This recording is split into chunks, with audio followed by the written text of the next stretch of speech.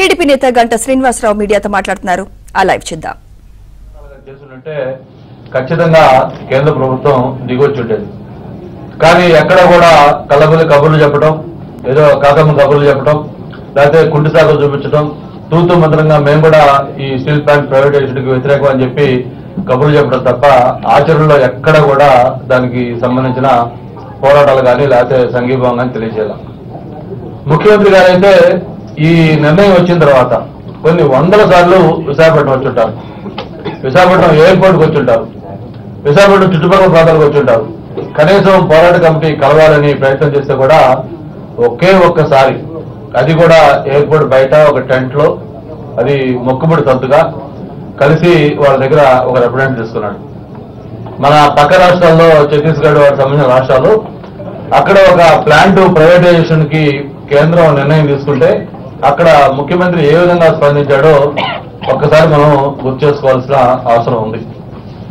మరి ఒక ముఖ్యమంత్రి హోదాలో మీరు రండి చూస్తాను, ఎవరు వచ్చి ఈ ప్లాంట్ తీసుకుంటారో వాళ్ళ సంగతి నేను చూస్తానని చెప్పి ఎప్పుడైతే ముఖ్యమంత్రి అన్నాడో వాళ్ళ ప్రైవేటైజేషన్ ప్రాసెస్ మొత్తం కూడా ఆపు చేయాల్సిన పరిస్థితి ఆ రాష్ట్రంలో వచ్చింది. మరి ఇక్కడ మన రాష్ట్రంలో ఉన్న ముఖ్యమంత్రి ఏ రోజు కూడా ఈ స్టీల్ ప్లాంట్ ప్రైవేటైజేషన్ సంబంధించి ఒక్కటంటే ఒక్కసారి కేంద్రంలో వెళ్లి మోడీ గారితో గట్టిగా మాట్లాడిన సందర్భాలు లేవు. అయితే ఇక్కడ మనం కూడా అర్థం చేసుకోవాలి, ఎవరు గట్టిగా మాట్లాడగలరంటే ఎవరైతే చిత్తశుద్ధిగా నిజాయితీగా ఉంటారో అటువంటి వాళ్లే కేంద్రం నిర్ణయగలరు. కానీ మన దురదృష్టం, పాపం జగన్మోహన్ రెడ్డి గారికి లెక్కలేనన్ని కేసులు మెడ మీద వేలాడుతా ఉన్నాయి. మరి ఆయన మోడీ దగ్గరికి వెళ్లి మెడలు ఉంచుకోవాలి తప్ప మెడలు వంచే పరిస్థితి మోడీ గారిది ఆయన చేయలేడు. అది ఆయన అశక్తి. ప్రజలైతే మద్దతు ఇచ్చారు, బ్రహ్మాండంగా 151 ఎమ్మెల్యేలు 22 ఎంపీలు గెలిపించారు, ఒక బ్రహ్మాండమైన మ్యాండేట్ ఇచ్చారు. కానీ ఆయనకున్న కేసులకు భయపడిపోయి ఢిల్లీకి వెళ్ళిన ప్రతిసారి కూడా మోడీ గారికి మసాజ్ చేస్తున్నారు తప్ప ఆయన మెడలు వంచే ప్రయత్నాన్ని ఎప్పుడు కూడా చేయలే. ఏ ఒక్కసారైనా కనీసం ఈ స్టీల్ ప్లాంట్ ఇట్లా కోట్ల మందికి సంబంధించిన గుడి చప్పుడు, వేలాది మంది ఉద్యోగులు ఉన్నారు, లక్షలాది మంది పరోక్షంగా ఉన్నారు, కార్మికులు ఉన్నారు, నిర్వాసితులు ఉన్నారు. ఇంత స్టీల్ ప్లాంట్ అనేది తెలుగు వారికి ఒక ఆత్మగౌరవం. దీన్ని ఎట్టి పరిస్థితుల్లో కూడా ప్రైవేటైజ్ చేయడానికి వీల్లేదు. మీరు మైన్స్ అలొకేట్ చేయండి, లేకపోతే ఇంకేదైనా ఆల్టర్నేటివ్ దానికి సొల్యూషన్ చెప్పండి, ఫైనాన్షియల్ అసిస్టెన్స్ ఇవ్వండి అని చెప్పని ముఖ్యమంత్రి హోదాలో ఏ రోజున ఒక్కసారైనా మోడీ గారిని అడుగుంటే ఈ రోజు ఈ పరిస్థితి వచ్చి ఉండేది కాదు.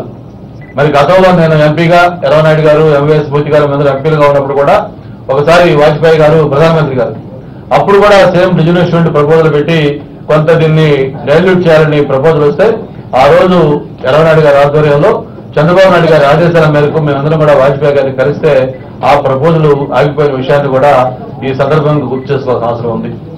ఈ బ్యాక్ డ్రాప్ ఇది. ఈ నేపథ్యంలో ఆ రోజు మేము ఆలోచించి ఇట్లా ఒక రాజీనామా, ఆ రోజు నేను 21 ఫిబ్రవరి 12 ఆ రోజు రాజీనామా పత్రాన్ని సమర్పించాను. మీ అందరూ కూడా గుర్తుందండి. ఎక్కడ దీంట్లో కండిషన్స్ కానీ లేకపోతే ఇంకోటి కానీ ఇంకోటి లేకుండా ఏదైతే వాళ్ళు కావాలన్నారో ఆ విధంగా వాళ్ళు కోరుకున్న ఫార్మెట్ లో తెలుగు, ఇంగ్లీష్ అన్ని భాషల్లో కూడా వాళ్ళకి ఆ రాజీనామా పత్రాన్ని సమర్పించడం జరిగింది. అంటే ఎగ్జాక్ట్ గా 21 ఫిబ్రవరి 12 అంటే 2 సంవత్సరాల 11 నెలల, మరి దాదాపు ఇంకొక 15-20 డేస్ లో 3 ఇయర్స్ కంప్లీట్ అవుతుంది నేను రాజీనామా చేసి. అంటే ఈ 3 ఇయర్స్ లో మధ్యలో ఆయన పర్సనల్ గా కలిసాం, ఆయన ఇంటికి వెళ్ళి ఫోన్ ద్వారా రిక్వెస్ట్ చేశాం. కాకపోతే అక్కడ స్పీకర్ గారు కూడా ఆయన హెల్ప్లెస్నెస్ తెలియజేశారు. ఆయన చేతిలో ఏముంది మనందరికీ తెలిసిన విషయమే, ఏం చేయాలన్నా మళ్ళీ ముఖ్యమంత్రి గారికి కన్సల్ట్ ఇవ్వాలి. స్పీకర్ గారు సర్వస్వతంత్రులు యాక్చువల్గా అయితే, కానీ ఈ సిస్టంలో స్పీకర్ గారి చేతిలో ఏమి లేకుండా అది కూడా ముఖ్యమంత్రి గారు కన్సల్టల మేరకు నడుచుకునే సిస్టమ్ ఈ రోజు రాష్ట్రం నడుస్తుంది. కాబట్టి స్పీకర్ గారు ముఖ్యమంత్రి గారి ఆదేశాలు లేవని చెప్పని ఆయన రాజీనామాని ఆమోదించలేదు. Okay right, ఆమోదించలేదు.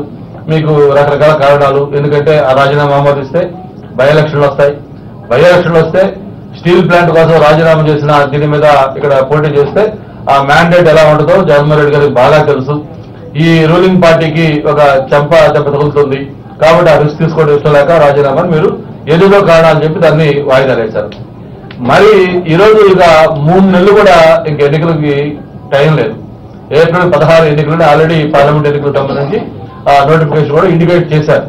స్టేట్ ఎలక్షన్ కూడా మొత్తం అదే డేట్, దాదాపు ఇంకొక 2 months 20 days లో ఎలక్షన్లకు మొత్తం మన రాష్ట్రంలో జరగబోతా ఉన్నాయి.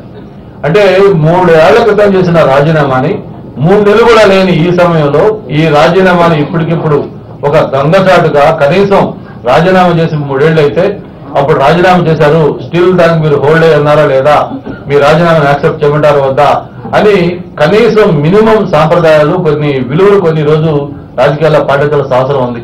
అది కూడా కనీసం చేయకుండా అప్పటికప్పుడు దొంగచాటుగా ఆ రాజీనామాని ఆమోదించారంటే దీంట్లో ఒక రాజకీయ కుట్ర కోణం ఏముందో మనందరం అర్థం చేసుకోవచ్చు. లేదా మేమో లేకపోతే మీరో కాదు, ఈరోజు ఒక 1 year చిన్న పిల్లవాడిగా కూడా ఎందుకు ఈ రాజీనామా 3 ఏళ్ల తర్వాత హడావుడిగా యాక్సెప్ట్ చేశారు అంటే అందరికి తెలిసిన ఒకే ఒక్క సమాధానం ఏం లేదు, రానున్న రాజ్యసభ ఎన్నికలు ఉన్నాయి. రేపు ఏప్రిల్ 2వ తారీఖు తోటి ఇప్పుడున్న ఈ 3 రాజ్యసభ సభ్యులు వాళ్ళ టెన్యూర్ అయిపోతుంది కాబట్టి కొత్త నోటిఫికేషన్ వస్తుంది, మళ్ళీ ఒక 3 రాజ్యసభ ఎన్నికలు అవుతా ఉన్నాయి. ఆ రాజ్యసభ ఎన్నికల్లో గెలవాలి అంటే ఎందుకంటే ఆయనకు మొన్న జరిగిన ఎమ్మెల్యేల ఎమ్మెల్సీ ఎన్నిక ఇంకా మర్చిపోవాలా. ఆ రోజు దిమ్మ తిరిగే ప్రశ్న ఆ రోజు మొత్తం ఫలితాలు వచ్చాయి. ఏదైతే మన అనురాధ గారు ఎమ్మెల్సీలు పెడితే ఎలాగైతే మనం గెలిచామో ఇప్పుడు రాజ్యసభలో కూడా ఖచ్చితంగా 3 రాజ్యసభ సభ్యులు వాళ్ళు గెలిచే పరిస్థితి అసలు లేదు. ఖచ్చితంగా తెలుగుదేశం పార్టీ మద్దతు ఇచ్చిన వాళ్ళు లేకపోతే వైసీపీకి సంబంధం లేని వాళ్ళు ఒక రాజ్యసభ ఖచ్చితంగా 100కి 100 గెలిచే అవకాశం ఉంది. అందుకే ఈ రోజు దాన్ని అడ్డుకోవాలి, ఎలాగైనా సరే రాజ్యసభలో 3 సీట్లు గెలుచుకోవాలంటే తెలుగుదేశం పార్టీకి సంబంధించిన బలం తగ్గించాలి. ఒక్క ఓటైనా తగ్గించగలిగితే మనం దీనికి సక్సెస్ అయినటువంటి ఉద్దేశంతో అప్పటికప్పుడు హడావుడిగా ఈ రాజీనామాని యాక్సెప్ట్ చేసి మేమందరూ కూడా నిన్న టీవీలో వస్తూ చూసాం. కనీసం చేసిన వాళ్ళకి కానీ లేకపోతే మిగతా వాళ్ళకి కానీ అడుగుతారు, ఇట్లా మీరు రాజీనామా చేశారు, రాజీనామాని ఇప్పుడు ఆమోదిస్తున్నాం, మీకు సమర్థమేనా లేకపోతే ఏమైనా మీకు ఏమైనా మళ్ళీ విత్డ్రా చేసుకుంటారా సంథింగ్ అడుగుతారు.